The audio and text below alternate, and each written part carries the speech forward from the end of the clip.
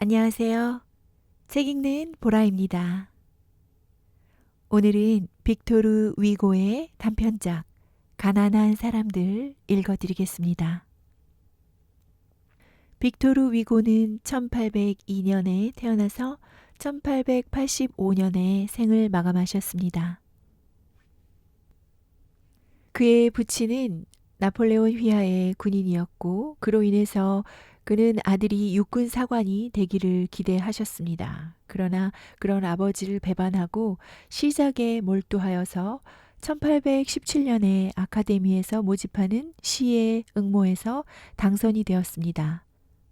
그리하여 위대한 샤또브리앙의 인정을 받았습니다. 서정 시집을 내면서 낭만주의 선언서를 발표했고 고전주의를 정면으로 공격하면서 낭만주의 문학의 기수로 등장하였습니다. 이어 노틀담의 곡추와 같은 자유주의, 인도주의 성향이 짙은 작품을 발표하여 세계적인 명성을 얻었습니다.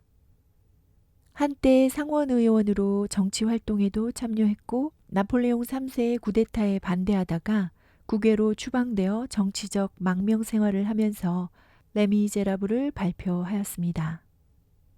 후에 보불 전쟁으로 공화제가 성립이 되어 파리로 돌아와 정치활동을 재개하면서 창작을 계속했고 낭만파의 통솔자로 국민적인 대시인으로서 가장 인기 있는 작가였습니다. 빅토르 위고 가난한 사람들. 폭풍우가 사정없이 휘몰아치는 어두운 밤이었다. 가난한 어부의 오막살이 집안, 잔이는 다 꺼져가는 난로 옆에서 넝마 조각으로 헐어빠진 돛을 깁고 있었다. 밖은 여전히 사나운 바람이 기승을 부리고 억수 같은 빗줄기가 사정없이 유리창을 때리고 있었다. 성난 파도가 바닷가 암벽에 부딪혀 철썩 철썩 쏴 철썩 하고 깨어지는 소리가 요란하게 들려왔다. 그 요란하고도 무서운 파도 소리가 좌니는 몹시 싫었다. 밖은 여전히 춥고 어두운데 몸소리 쳐지는 폭풍우가 계속되고 있었다. 하지만 가난한 어부의 오막살이 집안은 더없이 포근하고 아늑했다. 방바닥은 비록 흙바닥이긴 했지만 먼지 하나 없이 깨끗하게 잘 정돈되어 있었다. 마른 나무들이 바지직 바지직 소리를 내며 난로 안에서 열심히 타고 있었다. 방 한구석 찬장에는 희고 깨끗한 접시와 그릇들이 가지런히 놓여 있었다. 또한 방 저편에는 비록 낡긴 했으나 흰 보료를 깐 침대가 놓여 있었으며 그 침대에는 아무도 누워 잔 흔적이 없었다.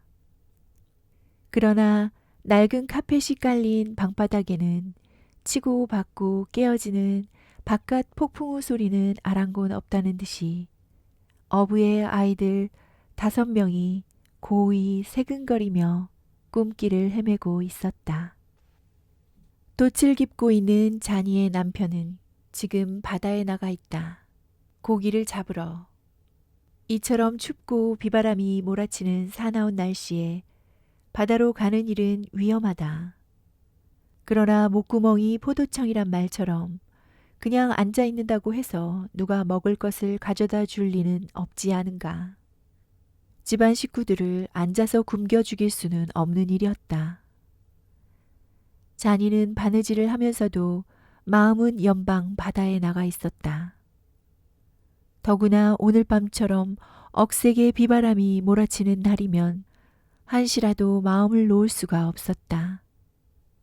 간간이 거센 폭풍우를 뚫고 애처롭게 우는 갈매기 소리가 들려왔다. 그러나 비는 줄기차게 퍼붓고 있었다. 자니는 마음이 불안하고 불길한 예감마저 들었다.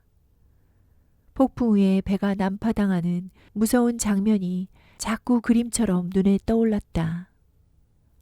배는 암초에 걸려 박살이 나고 물에 빠진 사람들은 저마다 살려달라고 아우성이다. 아, 끔찍해. 하고 자니는 몸을 웅크렸다. 그때 낡은 쾌종시계가 목신 소리로 땡땡 하고 시간을 알려줬다. 그러나 철부지 어린 것들은 아무것도 모른 채 잠에 빠져 있었다. 자니는 생각에 잠겼다. 살아가는 일이란 결코 쉬운 일이 아니었다. 남편은 자신의 몸을 돌보지 않고 추위와 비바람을 무릅쓰고 바다에 나가 시시각각으로 조여오는 위험 속에 자신의 몸을 맡기고 있다. 그리고 그녀는 이른 새벽부터 밤늦게까지 쉴 새 없이 이렇게 일하고 있다. 그러나 한편 다시 생각해보면 부지런히 일한다는 것은 얼마나 값지고 보람된 일인가. 어린 것들은 추나추동 신발도 없이 노상 맨발로 뛰어다닌다. 그들에게 검은 빵은 고급 빵이다. 날마다 귀리밥이라도 배부르게 먹을 수만 있다면 얼마나 좋을까. 하지만 바다에 사는 덕분으로 생선 조각은 가끔 얻어먹을 수가 있었다. 어떻게든 간에 아이들이 별탈 없이 그저 건강하게 자라주는 것만 해도 하느님께 감사할 뿐이었다. 자니는 두 눈을 지그시 감고 이렇게 마음속으로 기도드렸다. 하느님, 그이는 지금 어디에 있을까요? 부디 그이를 지켜주십시오. 그러나 비바람 소리는 점점 더 기승을 부릴 뿐이었다. 아직 잠자리에 들기는 이른 시간이었다. 참다 못한 자니는 외투를 걸치고 손에 램프를 켜들고 밖으로 나갔다. 혹시 남편이 돌아오고 있는지, 바다가 조금 잔잔해지기나 했는지, 등대불이 켜져 있는지를 알아보기 위해서였다. 그러나 밖은 여전히 춥고 심한 폭풍우가 휘몰아치고 있었다. 자니의 발길은 점점 더 아랫마을로 옮겨졌다. 동네 어귀 해변에 인접한 낡은 초가집 앞까지 걸어 내려갔다. 벽은 허물어지고 허물어진 벽에 앙상한 기둥에 매달려 있는 낡은 문짝 하나가 보였다. 그 문짝은 바람이 휘몰아칠 때마다 삐걱삐걱하고 이상한 소리를 내고 있었다. 문짝은 쉬지 않고 삐걱거리고 지붕을 덮은 낡은 지푸라기들은 마치 살려달라고 애걸하듯 바스락거렸다. 자니는 잠시 발을 멈추고 찌그러진 창문으로 집안을 들여다보았다. 집안은 빈집처럼 캄캄하고 적막했다. 자니는 한참 머뭇거리다가 이렇게 생각했다. 가엾은 사람, 내가 깜빡 잊었군. 저 불쌍한 환자를 진작 돌봐줬어야 하는 건데 바깥 양반이 저 사람은 외롭고 아무도 돌봐줄 사람이 없다고 노상 걱정을 했었는데. 자니가 노크를 했다. 그러나 안엔 아무도 없는지 대답도 인기척도 없었다. 자니는 다시 머뭇거리며 생각했다. 가엾어라. 어린 것들도 돌봐줘야 할 텐데 자신마저 알아눕다니. 저 여잔 무슨 팔자가 저렇게 사나울까. 저희는 둘째 아이를 임신하면서부터 과부가 됐으니 어린 것들은 저희 하나만 바라보고 사는 것이 아닌가. 가엾어라. 자니는 여러 차례 노크를 해봤지만 여전히 집안에서는 인기척이 없었다. 안에 계세요? 왜 대답이 없죠? 하고 자니는 소리쳐 보았다. 주무시거든 그냥 계세요. 하고 자니는 돌아서려 했다. 온몸이 비에 젖은 자니는 갑자기 몸이 와들와들 떨렸다. 발길을 돌리려고 막 첫발을 내디디려는 순간 거센 바람이 자니의 외투를 날려버리기라도 하려는 듯 사납게 몰아쳤다. 자신도 모르게 자니의 몸이 문에 부딪히며 문이 활짝 열렸다. 자니는 그제서야 그 집 안으로 들어갔다. 그녀의 손에 든 램프불이 캄캄한 그 집안을 두루두루 비춰주었다. 말이 집이지. 집안은 바깥보다 더욱 썰렁한 냉기가 감돌았다. 천장이 이 구석 저 구석마다 마치 키질이라도 하듯 빗물이 새어내리고 있었다. 문을 등진 벽가에는 지저분한 지푸라기 더미가 보였다. 그 위에 과부의 죽은 시체가 놓여 있었다. 머리를 뒤로 젖히고 커다란 입을 벌린 싸늘하고 푸르죽죽한 얼굴은 절망과 고뇌가 이 한 여인의 시체에 모여 꽁꽁 얼어붙어 있는 것처럼 보였다. 더욱이 임종하면서까지 뭔가 열심히 붙잡으려고 애쓴 것처럼 쭉 뻗은 여인의 푸르스름한 손은 지푸라기 침대 아래로 맥없이 축 처져 있었다. 그런데 죽은 여인의 시체 발치 아래는 비록 때에 전 포대기이긴 하지만 그 속에 아이들이 누워 있었다. 얼굴은 헬쓱하고 살은 빠졌어도 금빛의 곱슬머리에 예쁜 얼굴을 한 두 아기가 미간을 찌푸린 채 서로 얼굴을 마주대고 잠들어 있었다. 언제 어디쯤에 시시각각으로 죽음의 그림자가 다가오는 줄도 모른 채 그 사나운 폭풍우를 까마득히 잊은 채 아이들은 잠들어 있었다. 어머니는 마지막 순간까지 어린 것들의 발부리를 큼직한 헌 이불로 감싸주고 자기의 옷을 어린 것들 위에 덮어주려고 했던 모양이었다. 참으로 죽음보다 강한 어머니의 사랑이었다. 한 아기는 고사리 같은 뽀얀 손으로 뺨을 고이고 있었고 다른 한 아기는 형의 목에 귀여운 자기의 얼굴을 맞대고 있었다. 아기의 숨소리는 꺼져갈 듯이 조용하고 가냘펐다. 이 세상의 어느 누구도 이들의 포근한 잠을 깨우지 못할 만큼 깊고 달콤한 잠을 자고 있는 것 같이 보였다. 밖은 비바람이 점점 더 거칠게 몰아치고 있었다. 천장을 타고 내리던 빗물 한 방울이 죽은 여인의 얼굴에 뚝 떨어져 뺨으로 슬슬 타 내리고 있었다. 그것은 마치 근심과 걱정을 뒤에 남긴 채 죽어야만 했던 그 어머니의 한스러운 눈물처럼 램프불에 반짝이며 흘러내리고 있었다. 자니는 갑자기 외투자락 속에 뭔가를 훔쳐들고 도망치듯 그 집을 뛰쳐나왔다. 심장은 뛰고 누군가가 뒤에서 자기를 쫓아오는 것 같았다. 그녀는 죽은 사람 집에서 뭔가를 훔쳐온 것이나 아닐까. 집으로 돌아오자마자 자니는 외투 속에 싸들고 온 것을 침대 위에 놓고 재빨리 보료로 덮어버렸다. 그리고 정신없이 의자를 끌어당겨 그 위에 주저앉고 말았다. 그리고 침대 끝에 이마를 대고 엎드렸다. 그녀의 얼굴은 몹시 창백해졌고 흥분에 들떠 있었다. 그녀는 마치 양심의 가책을 받고 자신을 저주하고 있는 듯 했다. 그녀는 간간히 실성한 사람처럼 외쳤다.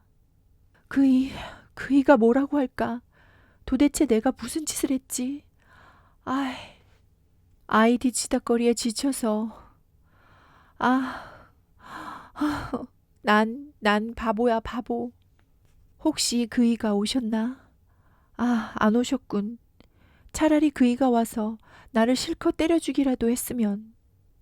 난 몹쓸 짓을 했어. 그이가 차라리 내가. 그때 문소리가 났다. 인기척이 나는 것 같았다. 자니는 몸을 벌벌 떨며 의자에서 일어났다. 안 오셨군. 하느님, 제가 왜 이런 짓을 했을까요? 이런 짓을 저지르고 어찌 지쳐 돌아오는 남편의 얼굴을 바로 대할 수 있을까요? 자니는 말없이 한동안 침대 옆에 앉아 있었다. 온갖 고뇌와 가슴을 조이면서 그녀는 앉아 있었다. 비가 멎었다. 이윽고 먼동이 트기 시작했다. 그러나 바람은 여전히 세차게 불고 바다는 성난 듯이 외치고 있었다. 갑자기 문소리가 났다. 이윽고 문이 열리면서 축축하고 시원한 바람 한 줄기가 방 안으로 흘러 들어왔다. 그때 키가 크고 햇빛에 그을린 건장한 어부가 갈기갈기 찢어지고 물에 젖은 그물을 질질 끌며 오막살이 안으로 들어왔다. 자니, 나왔어. 하고 그는 반가운 듯이 말했다. 오, 당신이군요. 하고 잔이는 대답했지만 똑바로 일어서지도 못한 채 다시 앉아서 고개를 숙이고 말았다. 정말 무서운 밤이었어. 날씨 한번 정말 사납더군. 정말 그랬어요. 그래, 고기 많이 잡으셨나요? 고기가 다 뭐야. 아주 망했어. 멀쩡한 그물만 다 찌고 돌아왔지. 글쎄 내 머리털 나고 처음 보는 무서운 폭풍우였어. 뭐랄까, 꼭 미친 악마야. 마치 배를 공치기라도 하듯 밧줄이 금방 끊어지고 선체가 흔들거리면서 이렇게 살아온 것만도 다행이지. 그렇지? 그런데 당신은 혼자서 뭘 하는 거야? 어부는 피곤한 듯 그물을 끌고 방 안에 들어와 난로 옆에 앉았다. 글쎄 그저 이렇게 하며 잔이는 새파랗게 질린 채 남편을 멍하니 쳐다보았다. 뜨개질하고 있죠. 간밤에 어떻게 비바람 소리가 무섭든지. 정말 혼자 있기가 무서울 정도였어요. 내내 당신 걱정만 했죠. 그래, 그랬을 거야. 정말 지독한 날씨였어. 그래, 간밤에 어떻게 지냈어? 하고 남편은 걱정하듯 중얼거렸다. 두 내외는 한동안 말을 잃고 멍하니 앉아있기만 했다. 드디어 잔이는 마치 큰 죄라도 지은 듯이 겁을 집어먹고 더듬더듬 말하기 시작했다. 시몬 아주머니가 죽었어요. 언제 죽었는지 몰라도 모르긴 해도 당신이 그 집에 다녀온 엊그제쯤 될까요? 죽을 때 몹시 고통을 당했나 봐요. 어린 것들을 생각하면 가슴이 찢어지겠죠. 더구나 젖먹이 둘을 남겨놓고 죽었으니. 큰 놈은 겨우 기어다니기라도 하지만 어린 놈은 아직 말도 못하는걸요. 잔이는 갑자기 입을 다물었다. 남편은 잔이의 말을 듣다가 두 눈을 껌뻑이며 엄숙한 표정을 지어 보였다. 정직하고 순박한 그의 얼굴은 더욱 굳어만 같다. 그러니 어쩌오? 아기들이라도 당신이 데려와야 하지 않겠소. 잠이 깨면 엄마를 찾을 텐데. 여보, 어서 가 어린 것들부터 데려오시오. 그러나 잔이는 말뚝에 매인 사람처럼 좀처럼 일어서려고 하지 않았다. 여보, 빨리 가시오. 왜, 당신 싫어? 아이들을 데려오는 게 마음에 내키지 않는단 말이오. 자, 어서. 정말 당신답지 않군. 그제야 잔이는 무거운 동작으로 일어섰다. 그리고 아무 말 없이 그녀의 남편을 침대 곁으로 끌고 갔다. 그리고 조용히 덮어놓은 보료자락을 걷었다. 보료 속에는 죽은 이웃 과부의 아이들이 얼굴을 맞댄 채 깊은 잠에 빠져 평화스러운 꿈에 젖어 있었다. 여기까지 빅토르 위고의 가난한 사람들 들으셨습니다. 감정이 너무 복받쳐서 읽는 내내 울컥울컥 했었어요. 아름다운 반전이죠. 끝까지 함께 해주셔서 감사합니다. 책 읽는 보라였습니다. 오늘도 행복하세요.